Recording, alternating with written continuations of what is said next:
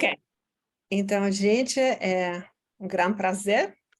Então, Cíntia, por favor.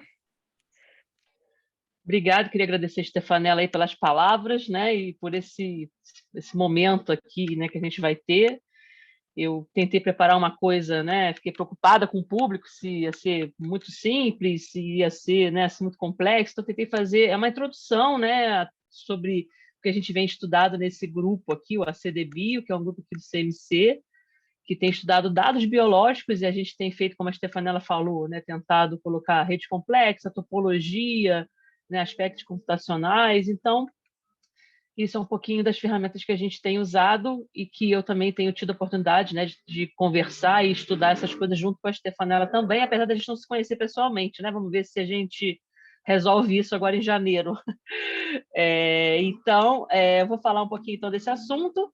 Eu organizei da seguinte maneira, né? Assim, como eu falei, né, um curso bem introdutório para deixar todo mundo com gostinho de quero mais, quem nunca viu e quem já viu talvez vai achar assim, não muita novidade, né, como eu falo aqui, mas espero que traga alguma coisinha aí para todo mundo. Então, hoje eu pensei em fazer uma introdução, né? E a gente vai falar um pouquinho do que são. Primeiro eu vou explicar o título, né? O que é topologia, o que são redes complexas, e como que a gente pode entender um pouquinho das redes complexas através dessas medidas de centralidade, né? Vou falar um pouquinho de modelos de rede complexa, principalmente os aleatórios hoje, por que a gente estuda esses modelos, né? Para que eles servem, assim por alto, né? Para dar uma ideia. Depois, na semana que vem, eu vou continuar um pouquinho falando dos modelos, né, de redes complexas, principalmente o mundo pequeno e o Barabás, e depois eu vou falar da análise topológica de dados, né, que é uma área relativamente nova, não dá para dizer que é tão nova assim, mas como que a gente tem trabalhado com ela no contexto de redes complexas, principalmente no grupo que eu trabalho, a gente tem trabalhado com redes biológicas, mais especificamente assim. E no último dia, né, na quinta-feira da semana que vem, eu vou trazer algumas aplicaçõezinhas, né, para a gente poder aprender a mexer, ou quem já mexe, né, do Network X, que é a biblioteca que usa, né, para trabalhar redes complexas, e também uma biblioteca, acho que é assim que escreve, não tenho certeza, que é a biblioteca de TDA, né, para a gente poder fazer aí uns exemplinhos de homologia de persistência em redes complexas, tá? Bom, então, introdução. O que a gente vai... Né, o que são redes complexas? Eu vou tentar explicar um pouquinho do título do curso. Né? Então, o que são redes complexas? São sistemas complexos. Né? Sistemas complexos são formados por diversos componentes que vão interagir de modo que o comportamento do todo a gente não consegue explicar, né? Não pode ser entendido pelo comportamento das componentes isoladamente. Então, por exemplo, um carro, né? Um carro, ele não é um sistema complexo. Por quê? Porque a gente compreende bem as peças, quer dizer, a gente sabe o que o motor faz, o que a roda faz, né?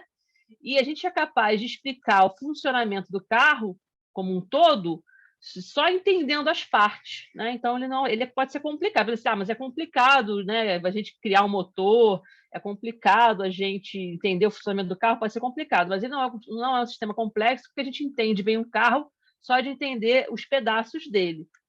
Né? Ao passo que uma cadeia alimentar, por mais que os objetos, né, os elementos que a compõem sejam simples, né, um pássaro, né, um rato, os animais em si são simples, mas esse comportamento, quando se dá a interação dessa cadeia alimentar, a gente não consegue explicar a cadeia alimentar como um todo, quer dizer, é um sistema complexo. Né? Então, as partes, isoladamente, não são capazes, o comportamento isolado delas não é capaz de explicar o todo. Então, isso aqui é um sistema complexo. Outros sistemas complexos, as redes sociais, por exemplo, né, as interações entre os neurônios, o clima, né, enfim, a gente poderia ficar aqui listando a web, né, as ligações entre as páginas, poderia ficar aqui listando várias redes. Né? Então, o que a gente pode modelar usando redes complexas? Eu coloquei aqui alguns exemplos, tirei desse site Visual Complexity. Né? A gente tem redes tecnológicas, como, por exemplo, a internet. Então, a gente tem aqui, né, nessa figura aqui mais à esquerda, a estrutura hierárquica da internet. Então, você tem os provedores de redes e serviços, que são representados pelos nós, né? E a gente observa que tem aqui no centro, né, A gente tem roteadores, quer dizer, né, serviços provedores de redes mais centrais, né, ao passo que a gente vê aqui outros roteadores mais periféricos, o que já dá uma característica topológica para essa rede, né? Ao passo que aqui na direita a gente tem uma rede de colaboração científica de trabalhos, né, que falam da hepatite C. Então, os nós correspondem a autores únicos e as arestas representam coautoria entre artigos científicos. Então, essa daqui já seria uma rede de informação, né? Uma rede social, colaborações científicas, tá? Outro tipo de rede. A rede da internet é uma rede tecnológica. A gente tem também aqui outros tipos de rede. Aqui eu tenho uma rede, aqui também mais à esquerda, é uma rede de atividades conjuntas entre instituições para promover a compreensão pública da ciência. Então, os nós são as organizações, né, e como elas interagem para a gente poder, então, divulgar, fazer a divulgação científica. Então, a gente percebe também uma interação entre organizações políticas, que é o amarelo, com universidades, que são laranja, né, ao passo que as empresas, né, entram mais perifericamente. Empresas, se não me engano, é roxo, né, então mais na periferia da rede, que também caracteriza essa topologia. Essa rede seria uma rede de informação.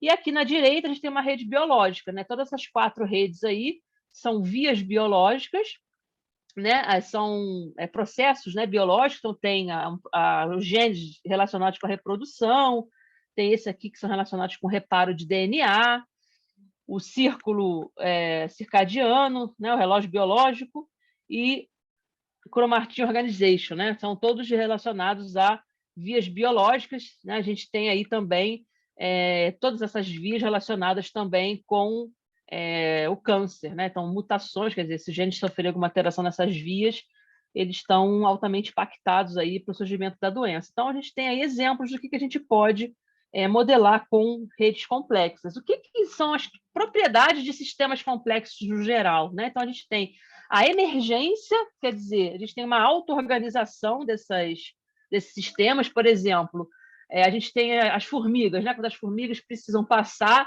de um lugar para o outro e tem ali um buraco, né? Rapidamente eles se organizam e formam uma ponte, né? De tal maneira que todas as formigas conseguem passar de um lado para o outro. Então, essa situação emergente, ela não tem uma formiga que controla, apesar de a gente ter a tão famosa formiga rainha, né? A formiga rainha ela está responsável por colocar os ovos, mas para ela ter essa poder de decisão sobre o que né, todo o formigueiro tem que fazer, isso é uma situação que emerge do próprio sistema complexo. Na verdade, as formigas observam o comportamento da vizinha, né, se organizam e formam aquela ponte. Ou então pássaros, né? Quando pássaros estão naqueles movimentos migratórios, a gente vê aqueles movimentos dos pássaros, a gente, né, uma situação que emerge para fugir de predadores, por exemplo. Então, eles observam o comportamento dos vizinhos, né, e aquele comportamento a gente consegue observar. Então, para os sistemas complexos, tem essa propriedade de emergência, tem também a hierarquia, né, além da emergência, tem a hierarquia, que é, por exemplo, né, a Terra é um sistema complexo. Dentro da Terra tem os indivíduos, quer dizer, tem a sociedade primeiro, né? Dentro da sociedade tem os indivíduos que interagem. Os indivíduos a gente tem, né, a nível celular, depois nível genético, todas essas interações. Então, a gente tem diversos níveis, né, de hierarquia, tanto desde o microscópico até o macroscópico, né? Então, a gente tem também essa propriedade dos sistemas complexos. E o que faz os sistemas complexos serem tão assim, estudados, né? Ter tanto interesse? Acho que, primeiro, pode-se dizer que a gente tem muito dado, né, disponível e a gente, de uns tempos para cá, a gente consegue modelar e observar, né, que esses sistemas complexos têm essas propriedades aí de emergência e hierarquia. Mas a gente observa também, se a gente for fazer, né, a distribuição de grau, uma vez que a gente modela, né, um sistema desse como uma rede, a gente observa que eles têm esse comportamento. A gente faz a distribuição de grau, né, que está representado nesses gráficos aqui, grau, e a probabilidade de você encontrar um nó com um determinado grau, a gente sempre observa uma lei de potência, né? Então, a gente sempre observa que, né, se a gente olhar, né, a escala logarítmica, a gente observa que a gente sempre vai ter uma reta, né? Aproximadamente nessa distribuição, né? Isso aqui são redes distintas, né? Tem a rede aqui, né? Essas 3 primeiras aqui são redes de proteínas, essa daqui também é uma rede de genética, essa aqui é uma rede de colaboração, né? de científica, e essa daqui é uma rede modelo de Albert Barabás, né? Um modelo sintético, né? Que a gente pode gerar aí para compreender essas redes. Então, a gente observa esse padrão de universalidade dessas redes. Então, elas têm características comuns, né, que fazem com que a gente, então, queira compreendê-las melhor. Né? Então, essas três aqui são as propriedades dos sistemas complexos. Bom, então a gente quer entender um pouco a topologia dessas redes, né? Ver como que elas, né, se diferenciam e aonde que essa topologia pode ajudar a gente a compreender um sistema, né, complexo. E aí, então, a gente primeiro precisa entender o que é a topologia, né? A topologia é uma área da matemática que vai estudar as propriedades no objeto que são preservadas por deformações, torções e alongamentos, né? Bom, aqui eu tinha uma animação, mas botei o PDF e acabei perdendo, né? Então, a famosa xícara, né, ela vira um toro, né? Quando a gente deforma ela, né? Só como se fosse de massinha, né? Então, se a gente modelar essa xícara, a gente pode modelar ela num toro, né? Então, esse tipo de transformação são as transformações que a topologia está interessada. Então, a gente tem aplicações da topologia em diversas áreas, né? Desde a cosmologia, para estudar a forma do universo, na biologia, né? Para a gente estudar o DNA, e na ciência da computação, para a gente tentar entender a estrutura, né, de dados que estão em grande escala. Né? Então, eu quero entender a estrutura daqueles dados, então a gente põe aí um pouquinho de topologia. Bom, a topologia e a teoria de grafos, que é o que a gente vai precisar, né? O que é a teoria de grafos? A teoria de grafos vai ser o ferramental matemático que a gente vai usar para estudar as redes complexas. Há historicamente, né, um encontro dessas duas áreas, desses problemas das pontes de Königsberg, né? Não sei se é assim que se pronuncia certo, né? Que é o problema que diz o seguinte, né? Então, a gente tinha uma cidade em que a gente tem essas 7 pontes aqui, 1, 2, 3, 4, 5, 6, 7. Né? Então, o problema das 7 pontes de Königsberg dizia o seguinte, né?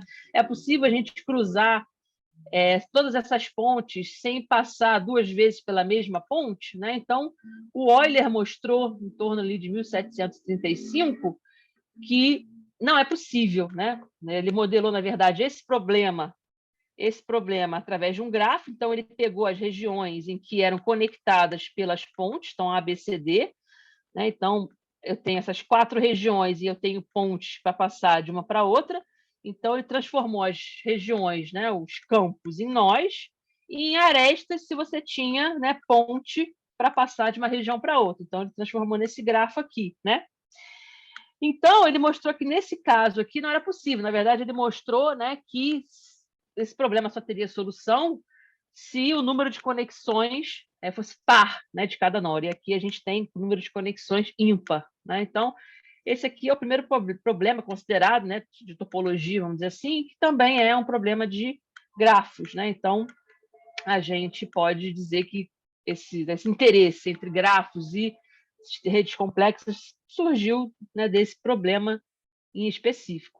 Então, a gente vai estar interessado um pouquinho, né, em entender a topologia das redes. Né? Então, aqui eu tenho alguns tipos de topologia, vamos dizer assim. Né? Na verdade, quase tudo aqui é a mesma coisa. Né?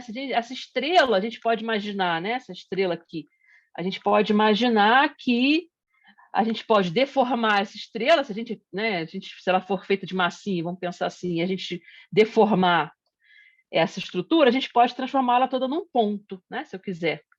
A mesma coisa eu posso fazer com isso aqui, né? Posso deformar em um ponto. Agora, essa outra rede aqui, né? Essa outra estrutura que tem um buraco, vamos dizer assim, ó, já tem uma topologia diferente, né? Ao passo que essa daqui também, né? A topologia mista, ela tem um buraco também. Aqui a gente consegue até deformar num ponto, mas aqui, por conta desse buraco, a gente não consegue. E aqui, por ser um grafo, né? Ele não vai ser planar, né? Ele tem dimensão, a gente tem ainda uma estrutura ainda mais complexa. Né? Então, a gente vai querer entender um pouquinho como caracterizar essas redes. Então, a gente vai ter medidas para caracterizar os nós de uma determinada rede. Então, eu posso considerar que um nó é importante quando ele tem muitas conexões. Eu vou poder considerar um nó importante quando ele faz parte, né, de muitos caminhos que vão conectar diversas partes da rede. Né? E com isso, a gente caracteriza um pouquinho a topologia, né, da rede, caracterizando o quão importante os nós são. Mas nem sempre isso não vai ser suficiente, né? A gente pode ter redes com estruturas, né, com medidas bastante parecidas dos seus nós, porém com topologias, né, diferentes, por exemplo, né? Uma rede que tenha buraco, uma rede que não tem, né? Tem um ciclo desse tipo aqui, com uma rede que não tem, de repente, mas que tenham medidas similares. Então, a gente pode partir, né, para um segundo passo, que é, então, olhar justamente essas estruturas topológicas, né, buracos, e depois a gente pode olhar em buracos de dimensão maior, que são tetraedros, né, e aí, então, fazer um complemento a esse estudo da topologia das redes. Tá? Então, a gente vai ver os conceitos fundamentais para a gente estudar as redes complexas e depois estudar um pouquinho então, dessas medidas para caracterizar um nó importante dentro da rede e, a partir daí, então, entender um pouquinho mais essa topologia das redes complexas. Então, aqui tem os conceitos fundamentais. Né? Então, eu tenho o que é uma teoria de grafos, né? Que a gente faz uso aí dessa teoria para entender um pouquinho das redes complexas. Então, o que é um grafo? Né? Um grafo é um conjunto de vértices e arestas, né? V são os vértices e E são uma coleção de arestas que vão conectar esses nós. Então, a gente pode ter, né, grafos completos desse tipo, que todos os nós estão ligados com todos os outros nós, né? Então, a gente tem aí todas as possibilidades. Grafos do tipo estrela, esse aqui a gente chama de anel, né? Tem a forma justamente, né, de um anel. A gente pode ter grafos com direção ou não, aqui não sei se vocês estão vendo, né? O nó 3 está ligado no nó 1, mas o nó 1 não está ligado no nó 3. Por exemplo, esse tipo de estrutura aparece quando a gente tem uma rede da web, né? A gente tem um site, sei lá, o site daqui da USP, vamos supor. Aí lá no site da USP eu tenho um link, um determinado site. Então, esse site aponta para o outro. Então, eu consigo, através do site da USP, clicar lá no link e parar nesse outro site. Porém, pode ser que este site que eu cheguei através do site da USP não tenha um link para eu ir de volta para o site da USP, né? Então, não tenho direção. Então, esse é um tipo de estrutura que aparece aí também.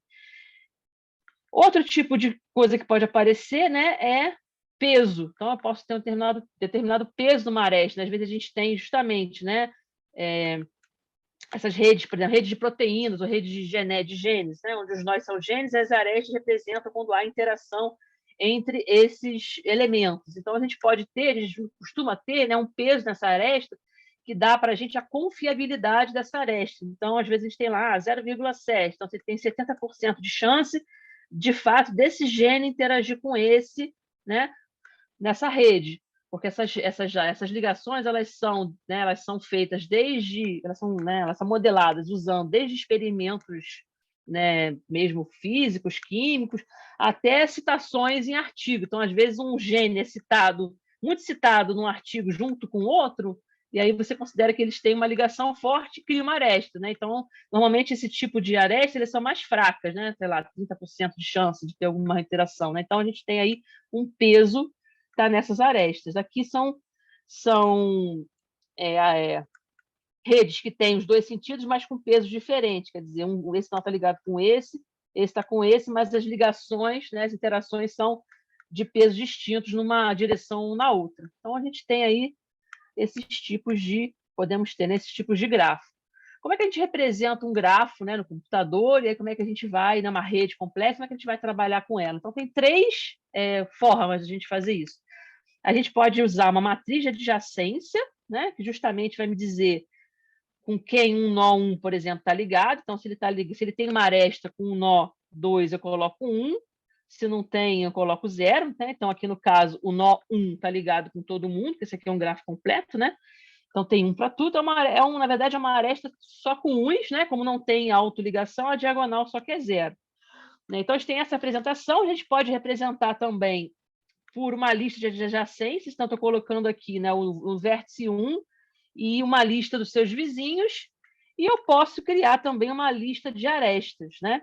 Então, cada um dessas três representações aí, dessas três formas de armazenar, a gente tem vantagens e desvantagens. Né? A matriz de adjacência, a vantagem dela é que a gente pode ter um tratamento matemático muito fácil, né? Porque a gente trabalha com a matriz e a gente tem métodos matemáticos envolvidos que fazem com que a gente consiga fazer cálculos muito rápido. A gente consegue acessar muito rápido os vizinhos, né, de um determinado nó. só que a gente tem o custo de memória, né? Guardar uma matriz, a gente vai ter aí redes muito grandes, né? E o custo de memória, nesse caso aí, é maior, certo? Ao passo que lista de arestas, né? A gente tem como vantagem a memória, né? Quando a gente usa essa estrutura de dados aqui para armazenar nossa rede. Porém, a gente perde, né, no tratamento matemático, né? Os métodos a gente precisa adaptar para a gente poder lidar, né, fazer os cálculos com essa estrutura desse jeito. E também o acesso aos vizinhos também se torna mais difícil, né? Mais custoso para a gente acessar, fazer o acesso aí aos vizinhos de um dado nó e a gente acessar os elementos. E esse aqui costuma ser o mais usado, né? Que é a lista de arestas, né? A gente tem uma facilidade, né, no armazenamento, também na memória, também tem uma dificuldade no tratamento matemático, né, mas é mais simples o acesso aos vizinhos, né, e tudo mais, a gente consegue uma adaptação mais facilmente para os métodos matemáticos quando a gente precisa, né? E aqui tem outros exemplos, né? Tem essa estrela aqui, então só o vértice 1, ó, que está ligado aos demais, então por isso que só está azul, né, na primeira linha, primeira coluna, e esse aqui é um anelzinho também, né, que tem aí tanto a sua matriz de adjacência, a sua lista de adjacência e a lista de arestas, as três formas que a gente tem aí para trabalhar com essas estruturas de dados. Bom, um tipo de também, né, um conceito importante para a gente trabalhar com rede complexa são conceitos de caminhos e distâncias, né? Muitas das medidas em redes complexas são baseados em caminhos, né? Então, o que é um caminho, né? Aqui a gente tem um exemplo de um caminho, ó. Né? A gente tem uma sequência de nós, né? De tal forma que a gente vai indo, né, de um para o outro e ele não se repete, né? Então, a gente tem o caminho do 1 até o nó 3. Então, a gente pode ir daqui do 1 para o 2, do 2 para o 5, do 5 para o 4, do 4 para o 3. Então, esse é o caminho que liga o nó 1 até o nó 3. Né? Caminho mínimo, como o nome já diz, é o menor caminho que a gente pode ter entre dois nós. No caso aqui, do 1 né, até o 4, a gente tem dois menores caminhos possíveis. Eu posso tanto ir do 1 para o 2, do 2 para o 3, do 3 para o 4, como eu posso ir do 1 para o 2, do 2 para o 3, do 5, do 5 para o 4. Né? Então, eu tenho dois menores caminhos que ligam o nó 1 ao nó 4. Né? Então, isso é um conceito que a gente vai ver aí daqui a pouco, que aparece nas medidas aí de centralidade. Quer dizer, eu vou determinar se o nó é importante baseado em caminhos. Né? Eu posso determinar se o nó é importante de várias formas.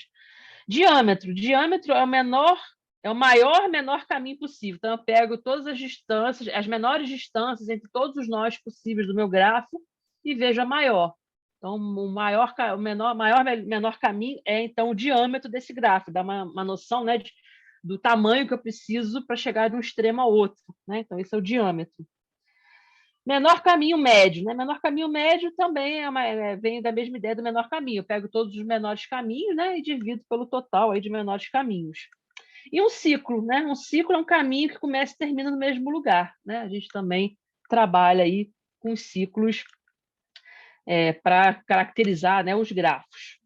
Bom, então vou mostrar para vocês algumas medidas de centralidade. Existem, né, se vocês forem para quem nunca viu, né, e for pesquisar depois de hoje, que medidas de centralidade a gente pode trabalhar para caracterizar uma rede complexa, existem várias, cada dia surgem novas, né?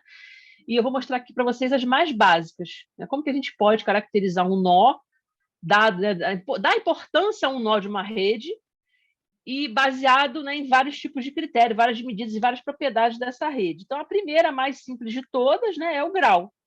O que é o grau de um nó? O grau de um nó é o número de conexões que ele tem. Então, o grau aqui do vértice 2 é 3, né, porque ele tem 3 conexões.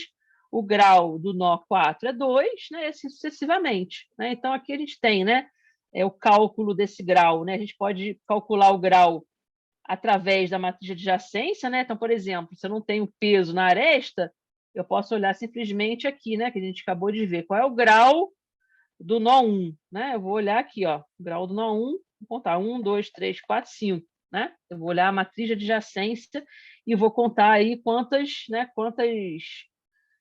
valores diferentes de zero eu tenho, somar isso dá o grau, né? Então, eu posso caracterizar o grau em termos da matriz de adjacência, que no caso aqui a linha e a coluna dá no mesmo, né? O número de arestas de um grafo, ele é a metade do grau, né? Porque esse carinha aqui, essa aresta aqui, ela está contando duas vezes, né? Ela está contando porque ela faz parte, né, do nó 2 e faz parte do nó 3, né? Então a gente divide, soma o grau de todo mundo e divide por 2, porque cada uma está sendo contada duas vezes, né? O grau médio é o grau, justamente, né, de todo mundo dividido pelo número de nós que eu tenho. Então eu tenho somatório dos graus de todos os vértices da minha rede, dividido pelo número total de graus, isso dá o grau médio, né? Em termos, se a gente quiser expressar o grau médio em termos do número de arestas, né? Basta a gente trocar aqui, ó, o somatório do KI dividido por 2 por L, né? Então a gente consegue expressar o grau médio como sendo o dobro do número de arestas dividido pelo número total de nós, né?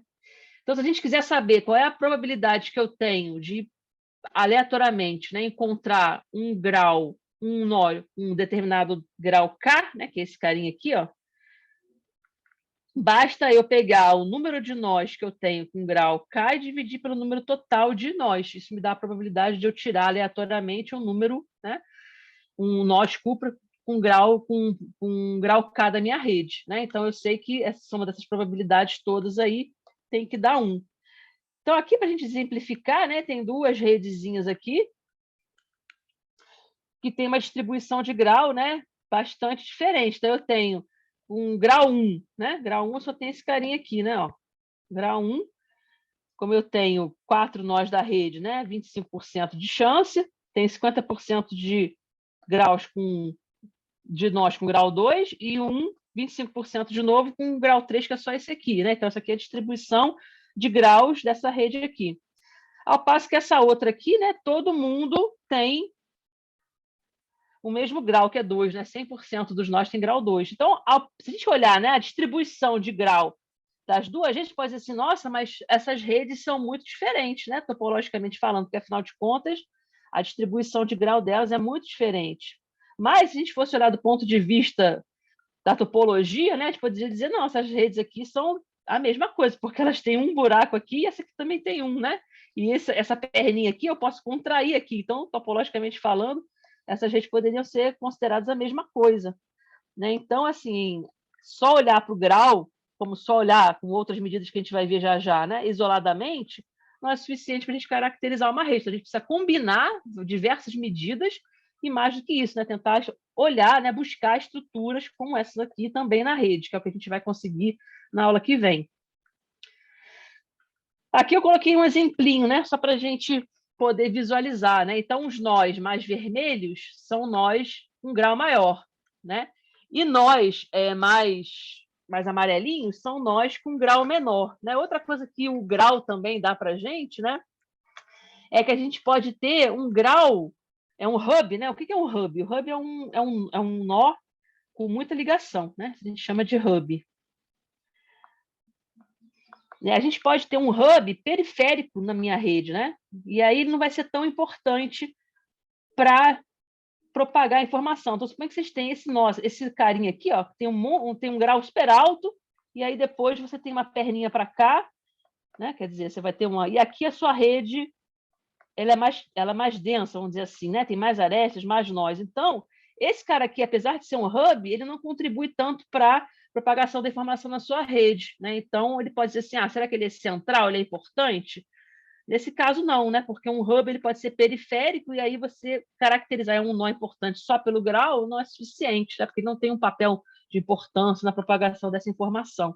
Então, aqui a gente observa um pouco isso. Ó. Esse aqui, ó, é um dos nós que tem um grau alto, né? Porque os amarelos, né, são os que têm menor grau, depois tem os laranja claro, esse aqui já tem um grau um pouquinho maior, mas como ele é mais periférico, ele não é tão importante do ponto de vista da propagação de informação nessa rede, ao passo que esse aqui, que é mais central, vamos dizer assim, né, a gente já vai ver outro conceito de central com relação à distância, quer dizer, ele está perto de todo mundo, então ele é mais importante, né?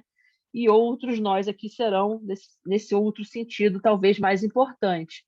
E essa rede aqui é uma rede que é construída de propósito, né? Ó, todo mundo tem o mesmo grau, né? Então você não consegue diferenciar ninguém. É todo mundo igual, né? Do ponto de vista do grau. Você não pode dizer assim, esse nó aqui é mais importante que o outro, né? Mas você pode me dizer assim, mas esse carinha aqui tem cara de ser mais importante, porque justamente ele conecta a rede como um todo, né? Ele está numa posição importante ali, porque ele tá perto desse grupo, está perto desse grupo, ele está perto desse grupo. Então, eu poderia dar uma importância maior a ele, mas só olhando o grau, ele tem uma igual importância, porque todo mundo tem o mesmo grau. Então, eu preciso de mais elementos para poder, né, caracterizar a importância de um nó. Aqui uma tabelinha de várias redes, né? Internet, né? De roteadores da internet, das páginas da web, de rede de e-mail, rede de colaboração científica, de atores, né? De filme mesmo, né? Que participam de filme, rede de citações, rede do metabolismo da Escherichia coli e uma rede de interação de proteína. Então, aqui você tem o que são os nós em cada uma dessas redes, né? O que são os nós em cada uma dessas redes, o que são as arestas, né? Aqui, essa rede tem direção ou não, quer dizer, se a ligação, né, a aresta faz sentido, né, o sentido dela é importante ou não é, né? Então, a gente tem essa informação aqui. Então, a gente tem aqui o número de nós, o número de arestas e o grau médio dessas redes, né? Então, a gente pode observar aí valores aí distintos, né? A gente começa a pensar assim, será que a gente observa nessas redes um grau médio típico, quer dizer, a maioria dos nós vai ter um grau médio, né? Quer dizer, não vai variar muito, vai ter ali, sei lá, 50, vai variar entre 40 e 60, ou não, essas redes aqui, como é que funciona esse grau, né? A gente já vai ver isso já. Né? Então, aqui tem um exemplinho de como que o grau funciona.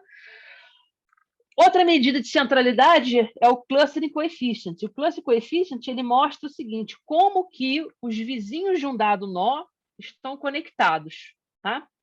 Então, por exemplo, aqui, esse nó roxinho aqui, tem coeficiente de aglomeração, é outro nome que a gente dá para cluster coeficiente, coeficiente de aglomeração, tá? O cluster coeficiente dele é 0. Por quê? Porque não tem nenhuma ligação entre os vizinhos dele. Nenhum vizinho está ligado com nenhum vizinho, né? Então, ele tem um cluster coeficiente 0. Esse aqui, ele tem um cluster coeficiente meio. Por quê? Porque a gente tem metade das ligações possíveis entre os vizinhos, né? Se a gente for ver aqui, a gente tem 3, a gente poderia ter mais 3, que a gente não tem. Então, as metades das conexões entre os vizinhos acontecem, a outra metade não acontece. Então, a gente tem meio para esse cluster coeficiente. E aqui a gente tem cluster coeficiente 1, justamente porque esse nó roxo, os vizinhos deles tem todas as ligações possíveis, né? Esse aqui está ligado com os outros 3, esse aqui está ligado com os outros 3, esse aqui está ligado com os outros 3, esse aqui também está ligado com os outros 3. Né? Então, tem todas as ligações possíveis. Né? Essa medida ela é um pouco injusta com os hubs, né? Porque os hubs são justamente aqueles nós que têm muitas conexões, né? Muitas. Então, vocês vão concordar comigo que quanto mais conexões um determinado nó tem, então esse carinha aqui, né? Mais difícil é desses carinhas se ligarem com todo mundo, né? Porque se esse cara tem muitos vizinhos, diminui a chance dos vizinhos estarem ligados entre eles, né? Então, hubs tendem a ter um clustering coeficiente baixo, né? Inclusive, se a gente for, né, fazer o gráfico, né, do grau e do cluster coeficiente, a gente observa que, em geral, o cluster coeficiente ele diminui com o grau, justamente por isso, porque quanto maior o grau do nó, mais diminui a chance dos vizinhos estarem ligados entre si. Né? Então, mas não deixa de ser uma medida importante, porque justamente, se a gente observar aqui, né, a gente geometricamente falando, essa medida ela quantifica para a gente a ocorrência de triângulos, né? Porque quando a gente tem um nó com cluster coeficiente baixo, né, a gente observa aqui, pouco triângulo, né, na rede, Aqui já tem um meio, então a gente tem esse triângulo, esse. Aqui a gente vai ter o cluster coeficiente igual a 1, a gente vai ter aqui mais triângulos, né? Então, ele também é uma maneira da gente quantificar a ocorrência de triângulos numa rede. Então, é uma outra medida para a gente poder, né, dizer se um nó, né, poder quantificar, né, dizer se um nó é importante ou não dentro, né, dessa rede. Aí eu tenho a mesma figura que eu tinha antes, né, lá em cima. Lembra lá em cima que esse carinha aqui, né, era o mais importante, seguindo o grau, né? Ele tinha um grau alto, agora ele não tem. O cluster coeficiente dele é super baixo, porque os vizinhos dele, ninguém está ligado com ninguém, né? Quem são os vizinhos dele? São esses carinhas aqui, não. Esses vizinhos dele não têm ligação nenhuma. Então, o cluster coeficient desse nó aqui é 0. Então, do ponto de vista do cluster coeficient, ele não é nem um pouco central, esse nó, né? Ele é um nó pouco importante. Ao passo que esses aqui acabam tendo uma importância maior, né? Porque os vizinhos estão conectados entre si, apesar de serem nós periféricos. E essa nossa rede aqui continua igual, né? O cluster coefficient não serviu para a gente conseguir dar uma maior importância para nenhum outro nó, né? Continuam todos tendo o mesmo valor, né? Todos tendo a mesma importância, considerando o clustering coefficient. Uma outra medida também que aparece bastante, é a between centrality, né? Quer dizer, é uma medida que vai dizer para a gente o papel que um nó tem para conectar diferentes partes da rede. Então, como é que eu calculo essa medida para um nó? Então, esse nó A aqui, tá vendo? Esse nó A, ele é super importante desse ponto de vista da between centrality, por quê? Porque para eu sair desse grupo de vértices e chegar nesse, obrigatoriamente eu tenho que passar pelo nó A. Então, como que eu calculo a between centrality de um nó? Eu vou pegar os menores caminhos, né? A between centrality do nó I. Então, esse aqui é o meu nó I. Vou pegar os menores caminhos que ligam os nós P a Q, que passam por I, e vou dividir por todos os menores caminhos entre P e Q, todos os totais que passam por I ou que não passam, né? Então, isso vai me dar importância nesse sentido para o meu nó A. Por que o between centrality ela é importante? Porque justamente ele mede, né, o fluxo de informação que um determinado nó recebe, né? Então, para uma informação sair daqui e vir para cá, tem que passar pelo A obrigatoriamente. Então, tudo passa ali, né? Ele faz um papel de ponte, né? Por exemplo, aqui, ó, o nó C. O nó C ele vai ter uma between centrality alta. Por quê? Porque para ir do A, por exemplo, até o B, esse aqui é um caminho que passa por ele. Esse aqui, ó, também é outro caminho que passa por ele, ó. Né? Também tem comprimento 2, né? Então, ele é um nó central nesse sentido, de ligar esse pedaço, esse nó com esse aqui. Então, ele vai concentrar muita informação nele, né? Então, ele vai ter um papel aí central nesse sentido, né? Esse papel central depende muito do que a gente está querendo ver. Nesse sentido de menores caminhos, aí ele é importante. Agora, qual é a limitação dessa medida, né? Essa medida aqui ela tem uma limitação computacional, porque eu preciso calcular todos os menores caminhos entre todos os vértices da minha rede e ver quais que passam no nó, né? Então, computacionalmente falando, isso aqui é uma medida que quando a gente tem que calcular, a gente fica, nossa, vamos botar para rodar e vamos dormir, amanhã a gente vê, porque demora, né? Porque precisa fazer esse cálculo de todos os menores caminhos.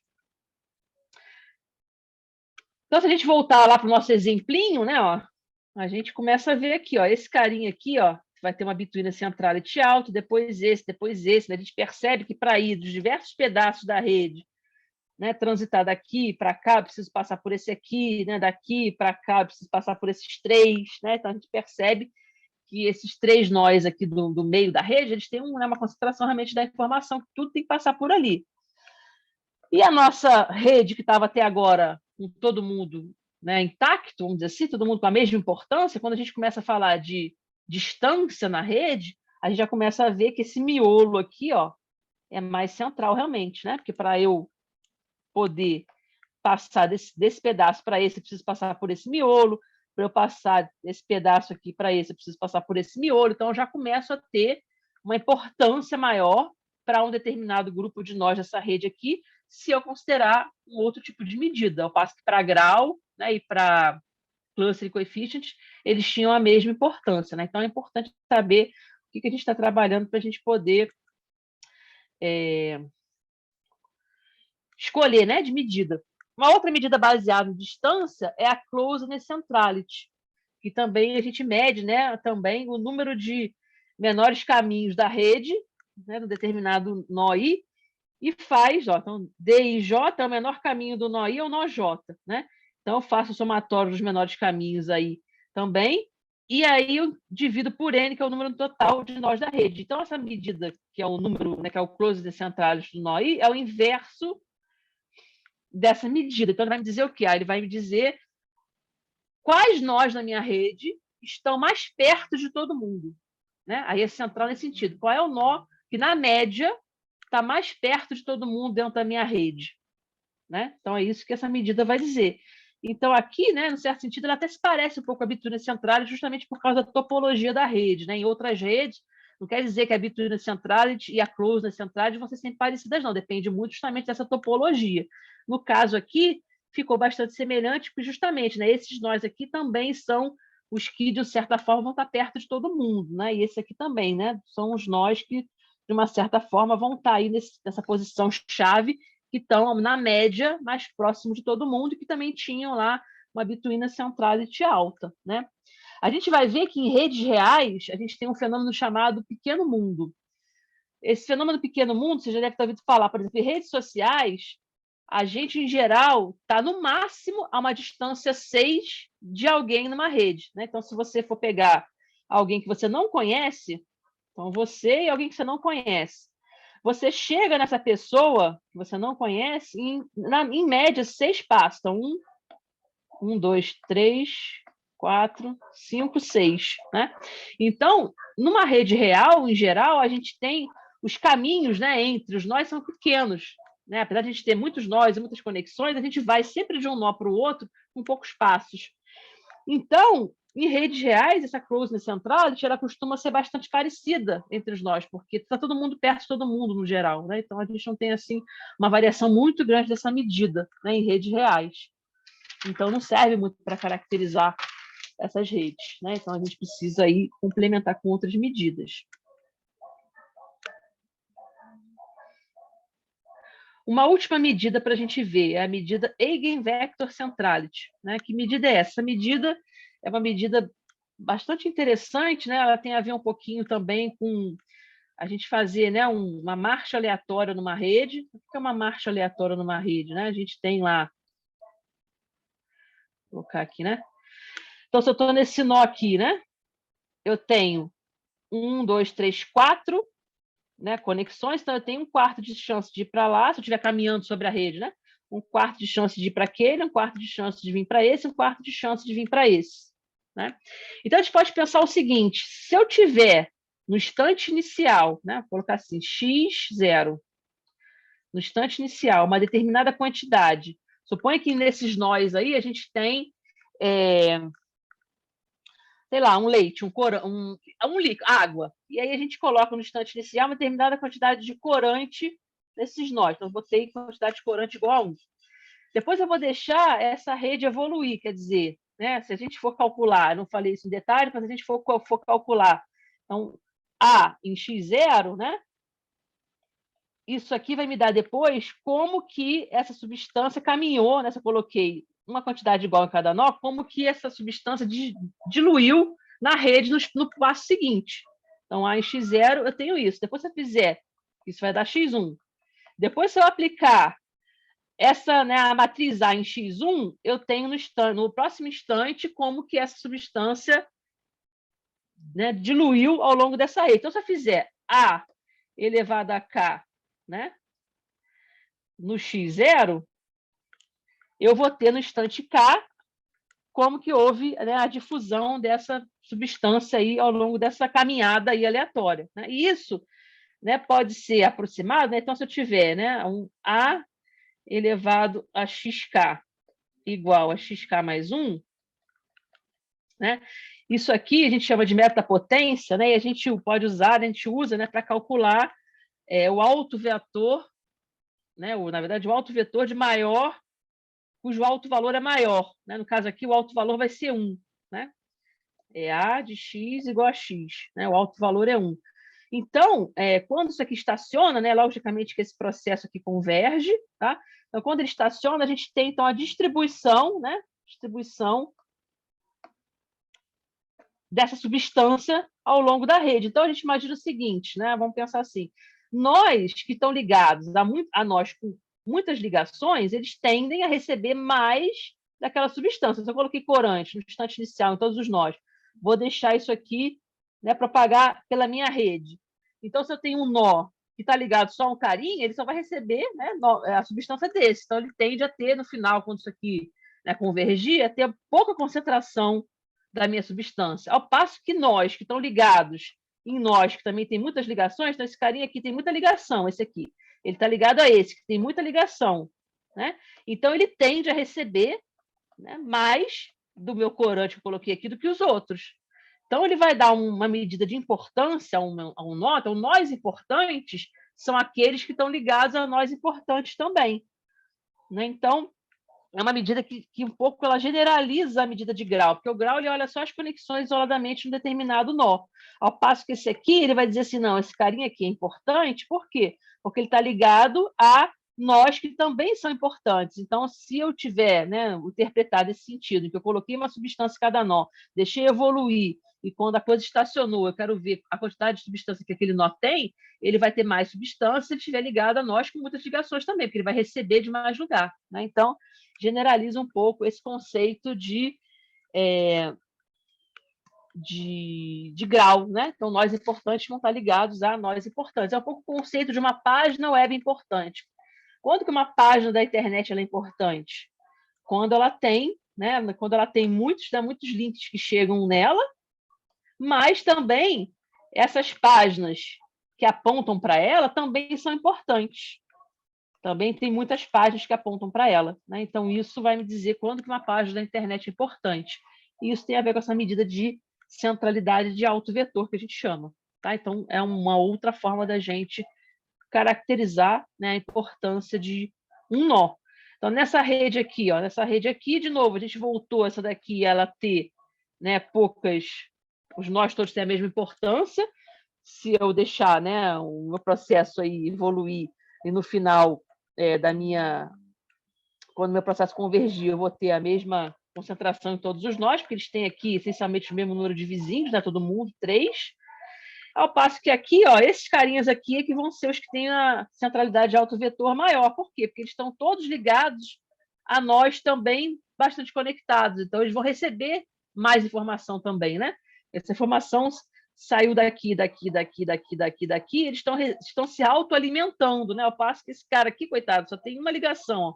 Então, ele não vai receber, né, muita informação, ele vai receber só desse aqui, que é o único carinha que ele está ligado, né? Ao passo que esses aqui, como eles estão ligados entre eles, e todos eles têm muitas conexões, eles tendem a ter uma centralidade de autovetor alta. Né? Então, a gente pode pensar assim. Então, aqui eu coloquei as 5 medidas, né, que eu comentei com vocês aqui, são as 5 medidas, e como que os nós foram caracterizados de acordo com elas. Então, se eu tiver uma medida ou outra, eu posso dizer que um nó é mais importante do que o outro, de acordo com aquela medida. Então, eu preciso combinar um conjunto de medidas para a gente poder caracterizar bem, né, a importância de um nó e a topologia de uma rede. Né? Então, aqui tem todas as redes juntas agora, né, com todas as medidas juntas, na verdade, para a gente visualizar. Então, repara que muda, né, essa importância aí de um determinado nó. Aquela minha rede mais regular, né, a gente tem mais dificuldade de caracterizar a importância, né, de um nó. Né? Então, a gente percebeu que nó, clustering, eigenvector, a gente não consegue diferenciar muito um nó do outro. Essas medidas de distância, que foram as close e centrality, né, e a between e centrality, conseguiram caracterizar um pouco melhor um nó de acordo com uma dada importância. Né? Então, aqui, de acordo com distância, a gente consegue enxergar. Usando as outras medidas, não. Então, só para a gente ilustrar usando uma rede real, né, eu peguei aqui essas redes que são as redes que a gente costuma trabalhar mais aqui no grupo. Né? Então, a gente trabalha bastante com redes biológicas. Peguei esses PEFOS aqui, que são vias biológicas. O que são vias biológicas? Né? É um grupo de genes que está relacionado a alguma função biológica. Né? Então, esses nós representam genes e as arestas, as interações entre eles. Então, aqui são os nós que estão relacionados ao reparo de DNA, né? Então, é uma rede que a gente consegue formar. Os genes, né, relacionados à reprodução e as suas interações, então a gente consegue formar uma rede. Aqui é o relógio biológico e a organização, né, Chromatin Organization. Todos esses PEFs, né, em geral, os PEFs, a gente tem PEFs específicos para determinado tipo de doença, então a gente tem entender, né, um PEF, por exemplo, do metabolismo, a gente pode entender a diabetes, a gente entender esses PEFs aqui e outros, a gente pode entender o câncer, dependendo do câncer, a gente consegue, né, entender quando tem um gene, né, afetado, o que modifica na topologia dessa rede, consequentemente, né, o que isso tem a ver com o câncer, ou então, se você tem um medicamento que exclui essa proteína aqui da rede, né, o que ela impacta também no tratamento, quer dizer, na exclusão, na morte do câncer. A gente também pode estudar isso, né, nesse sentido. Então, a gente quer saber que nós somos importantes dentro da rede, né? Como é que funciona essa topologia dessas redes biológicas. Né? Então, aqui eu coloquei só para a gente também ilustrar essas medidas que eu acabei de descrever para vocês nessas redes. Então, eu tenho o grau, o azul é Chromatin Organization, o laranjinha é o relógio biológico, o verde é o reparo de DNA e esse laranja mais claro é a reprodução, né, a rede da reprodução. E aqui a gente observa, né, a distribuição de grau dessas redes, ó, tem alguma diferença, né? Essa aqui é que tem grau menor, né? E aí a gente tem uma certa semelhança, podemos dizer assim, né? Não é tão diferente, assim, tem uma diferença, assim, né? Mas as duas laranjinhas aqui são as que são mais próximas. Depois a gente tem a Eigenvector Centralis, né? A centralidade de alto vetor, também como é que funciona aí nessas redes. O Closeness Centralis, que é aquela questão, né? A distância dos nós com relação a todo mundo, né? A distância média de um nó para os demais.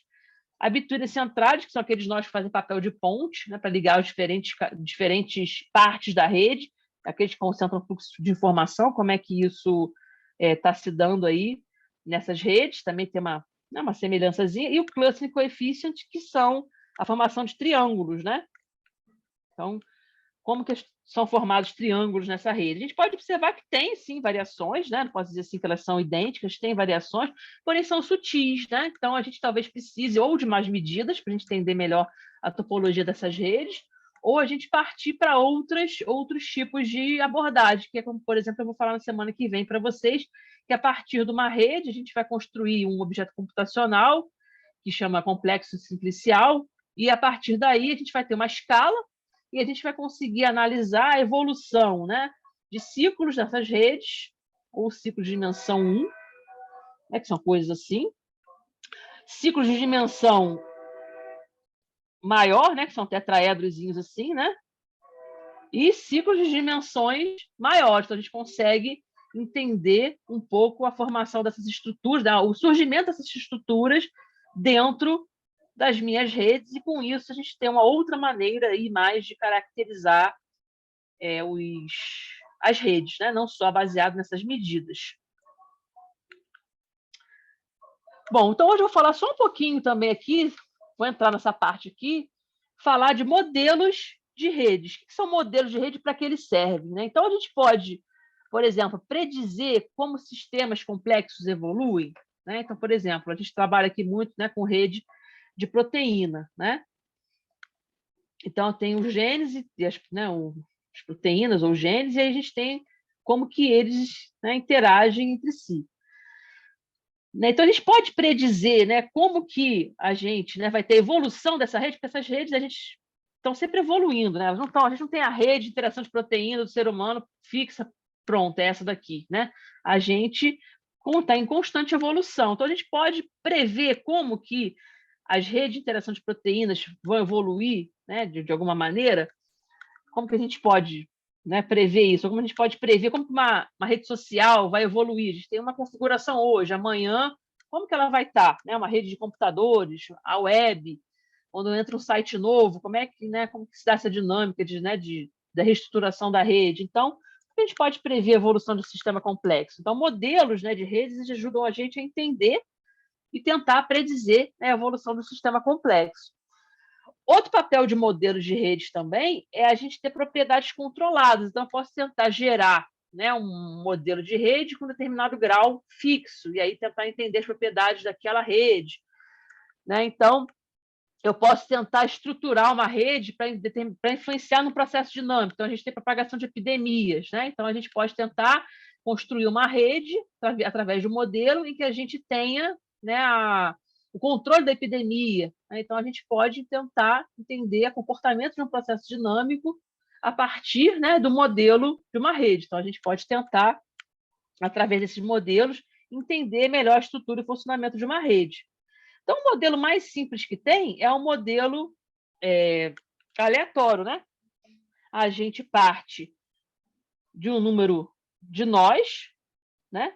Então, 10, ele botou 10 aqui, distribuiu aqui os 10, uma certa probabilidade, e aí eu vou decidir. Então, eu vou, né, aleatoriamente, começar com N nós isolados, vou selecionar um par de nós, então, selecionar um par de nós aleatoriamente, e vou jogar uma moeda, né? Vou jogar uma moeda e vou dizer assim, né? Vou ligar ou não vou ligar, né? Então, aqui no caso, a minha moeda, na verdade, eu vou ter 1/6, né, de probabilidade de ligar ou não ligar aqueles nós, né? Então, com isso, eu vou criar a minha rede. tá? Vou fazendo isso para todos os pares de nós, né? O número total de pares é esse aqui, né? N menos 1 sobre 2. São todas as possibilidades que eu tenho, né, de formar pares aí com esse conjunto N de nós. Então, vocês reparem que isso aqui, né, é um processo de Bernoulli. O processo de Bernoulli a gente compreende bem, tem todas as propriedades, né? Então, a gente pode estudar o que acontece, né, com esse processo, né? Então, repare que também a gente tem aqui, na verdade, para cada vez que a gente rodar, né, esse algoritmo, vamos dizer assim, a gente tem um grafo diferente, né? Então, na verdade, a gente não tem um grafo só, né? A gente tem uma coisa que a gente chama ensemble. Né? Porque cada vez que eu rodar esse algoritmo, ele vai gerar, né, um grafo possível dentre todas as possibilidades que a gente tem, né? Então, se eu tenho esse carinha aqui, né? Eu posso ter esse carinha assim, né? Posso ter esse assim, posso ter esse assim. E se eu considerasse, né, autoaresta, eu poderia ter um nó ligado nele mesmo. Mas se eu não tiver arestas, né, ligadas, se eu não quiser ligar um nó com ele mesmo, né, as três possibilidades que eu tenho aqui, né? Então, se eu tiver, né, três nós e eu quiser ligar aleatoriamente esses três versos, eu tenho essas três possibilidades. Eu vou ligar todo mundo, né? Ou eu vou ligar assim também, né? Posso ligar um só, né? Posso ligar assim, esse aqui não. Eu fiz a conta aqui errada. Posso ligar assim, né? E posso botar só uma aresta, que se eu quiser, posso ligar assim. Posso ligar assim, né? Uma, duas ou três, né? Então, tenho todas essas possibilidades. Então, eu tenho um conjunto de redes que eu posso formar usando esse algoritmo, né? Então, aqui tem um exemplo, 10 nós, e a probabilidade de ligar ou não um par de 1/6. E aqui eu tenho 100 pontos e uma probabilidade de ligar de 0,03, né? Então, eu tenho aqui, ó, né, 3 possibilidades, né, de acordo aí com o funcionamento do algoritmo. Aí aqui eu tinha um vídeo, né, que eu acabei botando em PDF, eu mostro para vocês na semana que vem. Mas isso aqui da evolução, né, esse vídeo aqui mostra a evolução da rede de acordo com o valor P. Então, se a gente tiver uma determinada probabilidade, de acordo com o número de nós que eu tenho na minha rede, eu vou tender a formar árvorezinhas assim. Então, se a minha probabilidade, se ela é menor do que 1 sobre n, se não me engano, o meu grafo aleatório ele fica assim. Lembra que eu começo com n nós isolados e vou fazendo as conexões, né? Se a minha probabilidade ela passa um determinado valor, aí eu já tendo a formar uma componente só, que a gente chama de componentes gigantes, né? Para um determinado valor da minha probabilidade ser maior do que esse. Então, esse videozinho mostra isso. Então, se eu pegar uma probabilidade menor, eu tendo a formar meu grafo aleatório, ele tende a ficar com essa estrutura. Se a minha probabilidade, né, ela é maior com um determinado valor, que, se não me engano, é 1 sobre n, a gente tende a ter uma componente, né, maior, que a gente chama de componente gigante. Então, esse videozinho, ele dá essa dinâmica para a gente observar. Na semana que vem, eu boto bonitinho para a gente ver, né? Esse videozinho aí. Então, uma rede aleatória, né? A gente vai ter, então, o número médio de arestas, né? Ele vai ser formado, né? Aqui são todas as possibilidades que eu tenho, né? De formar uma ligação entre dois nós, n menos 1 sobre 2, vezes a probabilidade de sucesso, né? Então, esse aqui é o número médio de arestas que eu vou ter nesse grafo, né? Então, o grau médio, se a gente resgatar a fórmula lá de cima do grau médio que a gente usou, que é 2 vezes, né, o número de médio de arestas dividido por n, a gente vai ter esse valor aqui. Então, a probabilidade, né, de eu tirar um nó um grau K dessa rede, ela segue, né, essa distribuição de Bernoulli, que está aqui, né, que é binomial, que é a verde, essa verdinha aqui. Ó. Então, eu tenho nessas redes um grau típico, né? O meu grau não varia muito, ó, tá vendo? Eu tenho um grau médio aqui, que está em torno de 50, né, nesse caso aqui, para esse desenho. Esse é o grau médio. E a gente não encontra nós muito diferente disso, né? Eu tenho aqui entre 40 e 60, né? Um grupo de nós que varia, e eu tenho poucos nós com menos de 40 graus, né? E praticamente nenhum com mais aí de 60. Então, eu tenho um grau típico. Né? A minha rede ela é mais regularzinha, né? A gente tem um comportamento aí típico, assim, vamos dizer, né? Os nós todos têm um grau típico. Mas o que a gente observa nas redes reais? Se a gente pegar a internet ou uma rede de colaborações, a internet, uma rede de colaborações e uma rede de interação de proteínas, a gente não observa essa distribuição binomial, que é essa curva verde aqui em cada caso. Ó. A gente não observa isso, ó, o grau médio estaria aqui. Ó. A gente não observa um grau típico nessas redes. A gente observa o quê? Que um número pequeno de nós, né, tem grau alto, ó, um número pequeno tem grau alto, né, e um número grande, quer dizer, a maioria, né, maioria dos nossos nós tem grau pequeno. Né? Então, a gente observa nas redes reais esse comportamento que a gente chama livre de escala. Isso aqui é a escala log-log. Tá? Então, redes reais não são aleatórias, né? Como a gente pode observar. A gente não tem um grau típico que caracteriza, né? Um grau médio típico que caracteriza essas redes. A gente tem o que a gente chama de hubs. A gente vai ter poucos nós com muitas conexões, né? Poucos nós desse tipo, hubs, e muitos nós com poucas conexões. Né? Então, a gente não consegue modelar, né, uma rede real através de uma rede aleatória, porém, ela é uma rede importante para a gente entender, como eu falei, determinadas propriedades e estudar também as redes reais. Né? Aqui eu coloquei a distribuição de Poisson, né? Quando a gente tem um número de nós muito maior que o grau médio, a gente consegue, né, sair, né, da distribuição binomial e chegar na Poisson.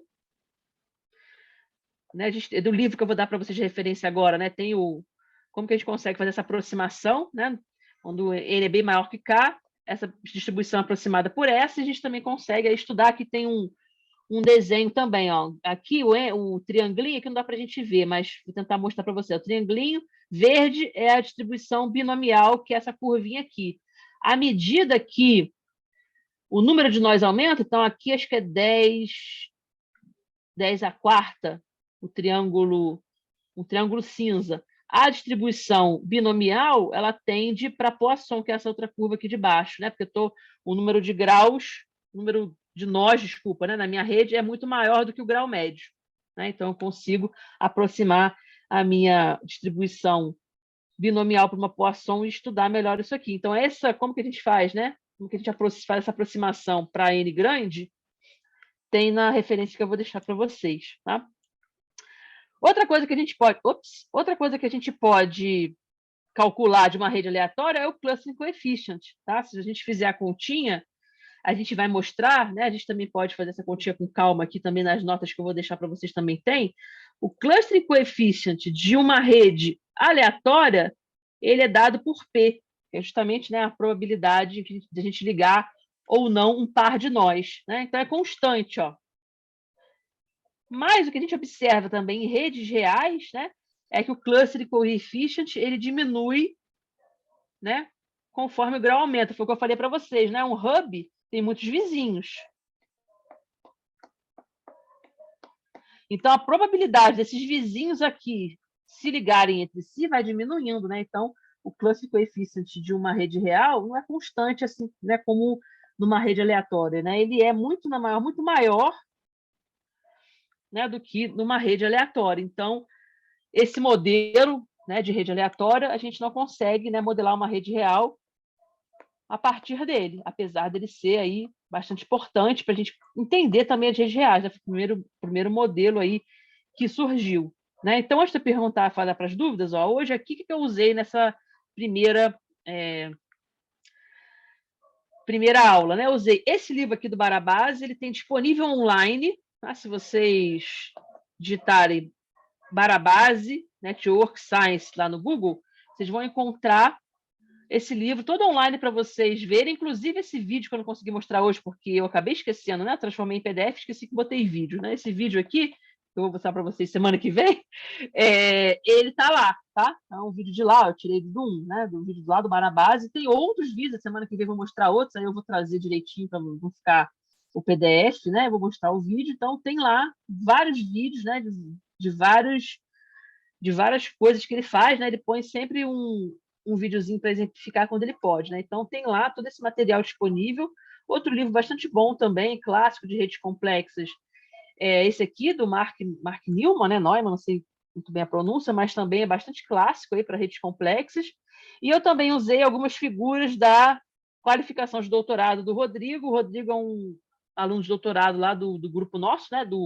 Lá do CMC, e ele está trabalhando, ó, o título, não sei se dá para ler o título aqui, mas ele está trabalhando padrões, né? Ó, padrões do câncer em redes de PEFs, quer dizer, em redes de vias, né, biológicas usando topologia, né, network topology. Então, ele trabalha com as medidas de rede, trabalha com várias coisas nessas redes específicas, né, de vias biológicas. Então, muitas figuras que eu coloquei aqui na apresentação estão vindo da qualificação dele. Tá? Então, semana que vem, o que eu pretendo falar? Eu pretendo falar aqui mais um pouquinho de redes complexas, quer dizer, dos modelos, né, mostrar aqui a gente tem essa tendência a ter essa propriedade mundo pequeno, né, nas redes reais, que a gente consegue ir de um nó para o outro com poucos passos. Tem um modelo de Barabás e Albert, que é justamente o primeiro modelo que surgiu para a gente justamente modelar esse comportamento aqui, ó, livre de escala. Né? A gente já viu que as redes reais, elas não são aqui, né? Elas não são aleatórias. Ó, aqui está a internet, aqui está a rede de proteína, né, e a rede de colaborações científicas. Elas não seguem, né, uma distribuição binomial aqui, ó, que seria, né, que daria para a gente um grau típico para os nós dessa rede. Elas seguem essa distribuição aqui, que a gente chama de livre de escala. Né? Então, a gente vai ver um primeiro modelo, que é o de Barabás e Albert, para gerar redes desse tipo aqui. Né? E aí, depois, aí a gente vai ver, então, depois, além desse modelinho, a gente vai ver, então, como que a gente pode usar outras ferramentas de topologia, que é análise topológica de dados, para também entender um pouquinho mais a topologia dessas redes, ao menos do ponto de vista assim, local, né? Porque a gente vai ver que tem uma limitação que também a gente não pode fazer a homologia de persistência para uma rede do tamanho que a gente quiser, a gente tem umas limitações computacionais. Porém, a gente pode pegar subredes, comunidades ali dentro e tentar entender nesse ponto de vista também, né, da análise topológica de dados. E no último dia, na quinta-feira que vem, a gente vai ver um pouquinho de aplicação disso tudo, tanto do NetworkX, que é uma biblioteca específica para rede complexa, né, do Python, muito, muito boa, bastante usada, e essa outra biblioteca aqui, GoodRI, que é uma biblioteca de análise topológica de dados, que a gente vai usar também para tentar entender um pouquinho mais a topologia dessas redes. Então, agradeço de novo a Stefanella, obrigada para todo mundo que veio assistir, espero que tenha sido suficientemente claro, né? A gente sempre fica na dúvida, mas espero que tenham gostado. Semana que vem, então, a gente continua. Obrigada. Obrigadíssima, Cíntia, por essa aula maravilhosa, maravilhosa. Então, não tenho dúvida que foi super clara.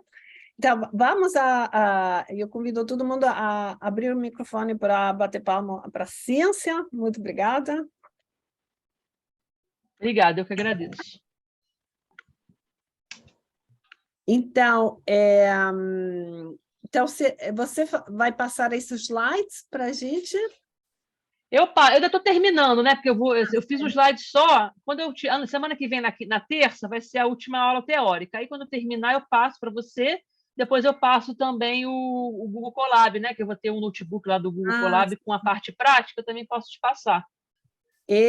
Porque aqui ainda está um pouquinho, ainda vou preencher algumas coisas, né? Não está 100% pronto. Eu estava falando só da primeira aula. Você dava para passar a primeira aula somente. Eu posso cortar aqui e passar também. Posso. Eu corto aqui e passo. Esta do Rodrigo é disponível ou precisamos esperar? Não sei, posso perguntar para ele. Acho que não tem disponível, porque é uma pré-tese, né? Sim. Então, é uma proposta de pesquisa. Vamos esperar ali. Por enquanto, a gente tem só as figuras. Essas figuras todas aqui são da tese dele. Não, vamos esperar ele perder a tese. Perder a tese. Então, vamos ver se pergunta. Desculpa que não sei porque o YouTube hoje não queria. Aqui tem agradecendo. Tem perguntas. Acho que está tão claro que Pode deixar as perguntas para o final, né? Porque depois até a gente tem dúvida, né, Stefanella? Da homologia de persistência, lá, tudo. Então, a gente vai ter bastante dúvida, eu acho. Não, tá bom. Mas a gente está esclarecendo. O foco a gente está... Não, com certeza. Com a ajuda dos alunos também. Então, bom, então, ótimo, acho que não tem dúvida aqui. Espero que a próxima vez o YouTube funcione, porque às vezes tem pessoas que estão com conexão fraca para o Zoom e se conectam no YouTube, mas não sei porque hoje o meu YouTube não tem jeito. Já tentei 5 vezes, ainda está tentando se conectar. Ok, então, muitíssimo obrigada. Então, esperamos a ciência a próxima, daqui uma semana, porque temos jogo do Brasil na quinta-feira. Tem jogo, Não tá vamos bom, ter aula na quinta-feira. Muito obrigada, Cínzia. Obrigada a vocês também. Tá Até bom. a próxima. Tchau, Tchau, tchau. Então, tchau, tchau.